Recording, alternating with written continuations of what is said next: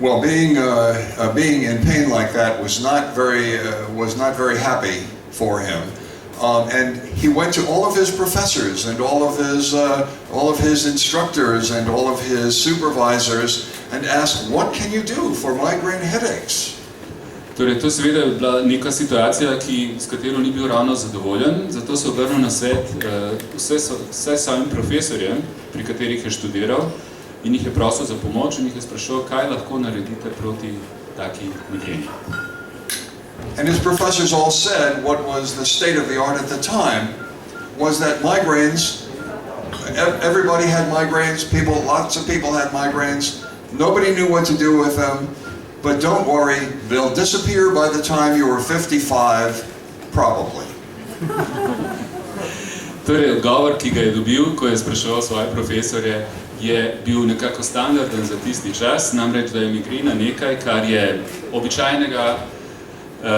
Veliko ljudi ima migreno in to je nekaj, ni nenavadno, vendar smatrajo, da takrat, ko bo dosegel starost, kakšnih 55, bo ta migrena izginila verjetno.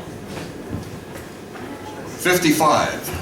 He said, but I'm 25 now. I'm not going to suffer with this for the next 30 years. I can't. I'll rip my head off. I'd rather rip my head off. Torej, je rekel, da pri 55, pa jaz sem zdaj 25 let star, 30 let s to migreno živeti, to si ne predstavljam, raje si bom kar nekako glavo otrkal. To je zame nesprejemljivo. So he resolved that he was going to solve the problem of migraine headaches, something nobody else had done in thousands of years. And to this day, conventional medicine says, oh, there's no cure for migraines. Torej, on se je odločil, da bo pa ta izziv razrešil. On osebno, do takrat ni bilo nobene pomoči, nobene rešitve, ampak on se je to nekako zadal za nalogo, da bo on ta problem z migrenom nekako rešil. Now, migraines had been around for a very long time before, and as far as conventional medicine today, migraines are still incurable. In the United States, 40 million people have migraines. They on average take 40 pills a day, which obviously doesn't work because they have to keep taking them. Torej, uradno je migrena še vedno stanje, ki se ga ne da izboljšati, oziroma se ga ne da razrešiti, in danes je samo v Združenih državah 40 milijonov Američanov, ki trpijo za migreno, in če sem prav razumel, vzamejo 40 tablet na dan, ampak očitno to jih ne odreši teh bolečin. Upam, da sem to 40 tablet na dan prav razumel. You can imagine the size of the business that entails 40 pills a day for each on average, for each of 40 million people. That's 1.6 billion pills per day. 1.6 billion pills per day. That's a lot of money.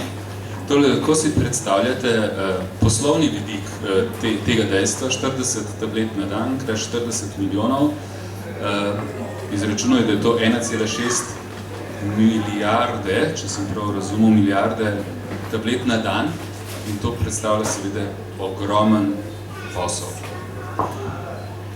So Dr. Gerson decided he would try and learn everything he possibly could learn about migraine headaches. And so he did research. He figured, I'm in the middle, I'm in the center of the best medical knowledge in the world in Germany. I should be able to find something of use. And so he made sure he read everything he could get his hands on about migraine headaches. And if it was in a different language, he would pay to have it translated into German or Polish or whatever language he could understand at the time. It's German and Polish and Latin. Torej, odločil se, mislil se, jaz sem v središču nekega okolja, kjer je največ znanja na področju medicine zbranega, in na začetku bom pogledal, do katerih ugotovitev so prišli druge študije, in je prebral vse, kar se je dalo dobiti na temo migren, vključno za tistimi študijami, ki so bili v drugih jezikih, razen v teh treh, ki jih je on govoril, in to je nemščina, latinščina in poljščina, in je celo plačal za prevode študij iz drugih jezikov v enega od teh treh jezikov. And one day, he ran across in an ancient Italian medical text from the 18th century, he ran across a reference that someone had written down saying that he thought that diet could influence migraines, perhaps.